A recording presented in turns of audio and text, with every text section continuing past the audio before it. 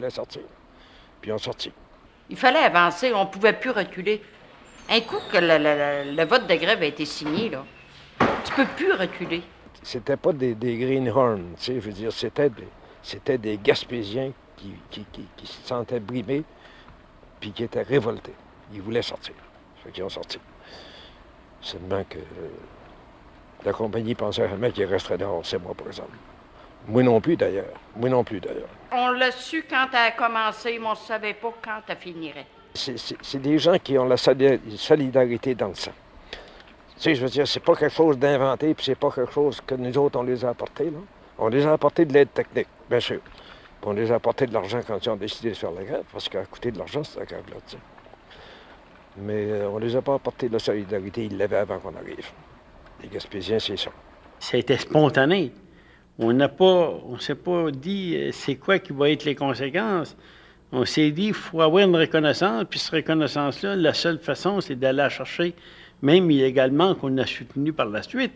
On n'avait même pas préparé de propositions pour la convention collective. Je veux dire, bien sûr qu'on avait étudié c'est quoi c'était les dispositions dans une convention collective, mais on n'avait pas préparé, on n'avait pas présenté à la compagnie parce qu'il y avait un bref de prohibition qui nous empêchait de le présenter. Mais la bataille n'était pas faite pour avoir, je sais pas moi, pour avoir 12 cents au lieu de 7, pour avoir ci, puis ça, puis il y a pas pire. Je veux dire, c'était pas ça. La bataille, c'était pour avoir le droit de négocier. C'était la bataille qui a été, d'ailleurs, ça a été reconnu dans tout le Québec, puis bien plus grand. Ça a été la bataille du siècle pour le droit, le simple droit d'association. C'est ça qu'a été Murdochville. Pourquoi toujours parler d'argent si on n'est pas capable de se parler face à face? Notre objectif de la grève, c'était une première des choses, c'était une reconnaissance syndicale pour se permettre de défendre nos droits, défendre un petit peu nos privilèges qu'on avait, de travailler d'une façon saine, dans des lieux sains, être capable d'être cadré dans nos décisions, parce que souvent, quand c'est des travailleurs qui, à un moment donné, qui sont partis d'un coin de l'autre de la Gaspésie sans trop d'éducation, on ne connaît pas les lois, on ne connaît pas les règlements, on se fait embarquer dans n'importe quoi, puis on n'en profite pas de la vie comme elle devrait être normalisée.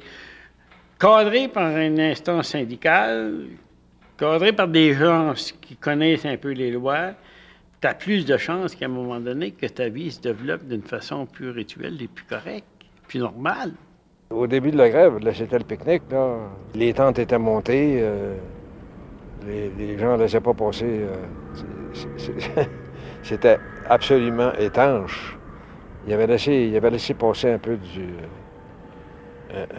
des gens de la gérance, mais il ne laissait pas passer d'autres choses. You know, a lot of faces on the picket line we knew. I mean, I was staff and I was inside. I wasn't considered a scab. We were considered staff workers. But I mean, probably I had more friends on the outside than I had on the inside. Puis il faisait jouer de la musique un peu, là. Ça a l'air que ça dérangeait les gens qui étaient sur le banc, ça dérangeait leur sommeil un peu, mais il faisait jouer de la musique à Wingham, puis la même. C'était le pique-nique. About the second day, the music started, and the music was continuous, almost 24 hours a day. And this French song, Je me suis à la tête, they played that and they put the speakers up against the windows of the office building and played it very, very loud. They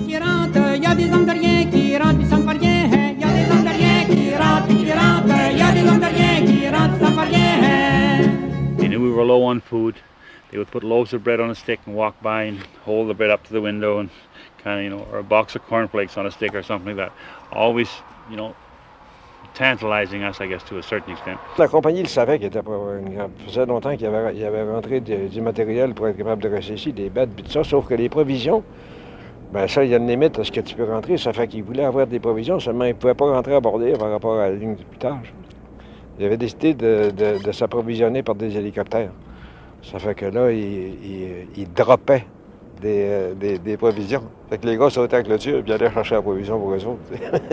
Of course, the strikers heard the planes coming. They were just as prepared as we were. And as the food started dropping from the plane, they started jumping the fence. We were in back of pickup trucks and we headed out to get the food. But we had one advantage because some of us had snowshoes.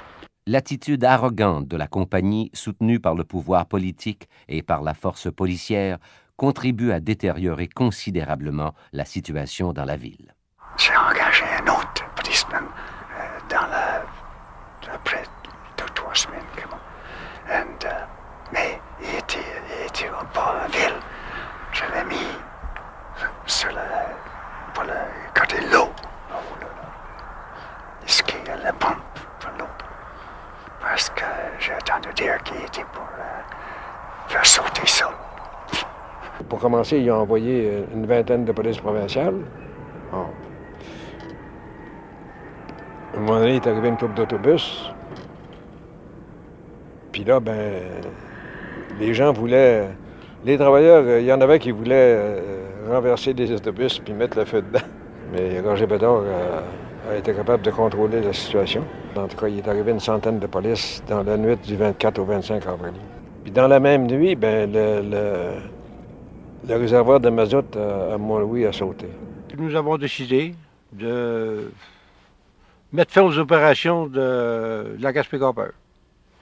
Le camionnage de l'huile partir de Mont-Louis. Alors bon, ben, on a fait sauter un réservoir. Ben là, après l'arrivée des polices, des 100 polices, puis après surtout le dynamitage du réservoir de Mont-Louis, là, ça s'est resserré, là, le contrôle policier. Puis là, il y avait droit, rendu au début de mai, là, il y avait droit à 6 picteurs qui se promenaient entre deux chars de police, tu sais, je veux dire, c'était quelque chose comme ligne de piquetage. Plus il envoyait de police ou essayer de nous barrer d'empêcher le syndicat, plus les gars sont tenus, plus ça a avancé. Puis après ça, il y a eu toutes sortes d'événements. Il y a eu manifestation des femmes. Les femmes ont manifesté avec leurs enfants dans des poussettes, puis tout ça. Là. Puis là, il y a eu de la violence contre les femmes par les polices provinciales. Les hommes n'avaient plus le droit de piqueter. Et puis bon, on a dit, il faut faire quelque chose. Ça ne s'arrêtera pas là. Et nous, les femmes, on a décidé de prendre la relève. On s'est organisé, puis on est allé piqueter avec les pouces-pouces et le bébé dedans. On a dit, ils pourront quand même pas nous faire rire. Eh bien, moi, ils m'ont arrêté quand même. Là, mon épouse s'est fait bousculer pas mal. Hein? Et puis, ils ont eu du mal à retordre avec moi dans la voiture. J'ai graffiné partout. En tout cas, j'ai été accusée d'avoir fait assaut sur les 3 policiers et d'avoir résisté à mon arrestation. Mais c'était pas la raison pourquoi ils m'ont arrêtée. C'est parce que j'étais la femme de Nestor. Grâce à la protection que leur donnait la police provinciale, avait commencé à réengager autant que possible.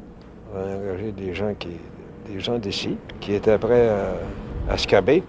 Puis là, ben, ils ont sorti des circulaires disant que ceux qui ne se présenteraient pas au travail à une telle date, ils ne seraient jamais réengagés. Alors là, ça me venu dur, étant donné qu'à un moment donné, qu'on a eu des injonctions qui nous ont empêché de faire du piquetage, qu'à un moment donné, qu'il a fallu s'éloigner des milieux de travail, la compagnie a eu le droit d'engager des SCAP pour venir nous remplacer. C'est sûr et certain qu'on a eu on a eu quand même notre réaction. Notre réaction était qu'on ne voulait pas faire prendre notre job, on voulait se faire respecter. Ça commençait à avoir de la publicité, ce grève-là. Là. Ça fait que René Lévesque était venu faire un point de mire ici, le 22 mai. Puis ce jour-là, il y avait des grévistes en ville un peu. Là. Ça fait que là, d'un à l'autre, puis là, finalement, il y a une émeute qui a commencé à prendre forme. Là. Les gens voulaient prendre d'assaut la mine. À un moment donné, on est arrivé ici à la Bordière. Il devait être 300 personnes pour rentrer à l'intérieur pour vider le sous la terre. Et là, Roger Bédard nous avait arrêtés. Il aurait fait venir l'armée, hein. Je veux dire, ça n'aurait pas changé grand-chose. Je leur ai dit aux travailleurs, aux grévistes, j'ai dit, en majorité, vous êtes des gens qui venaient de la côte, vous autres. Là. Si on fait de la casse aujourd'hui, vous autres, vous crissez votre camp chez vous. Là. Mais les grévistes qui restent ici, eux autres, ils vont l'avoir sur le dos. Là.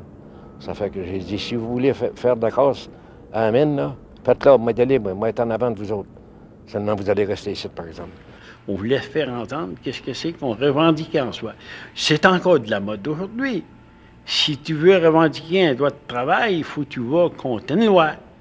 C'est la seule façon de se faire entendre. Le syndicaliste, il a grandi de même. Puis il va continuer à grandir de même. Puis après ça, il y a eu l'arrivée des bandits d'Atlas, là.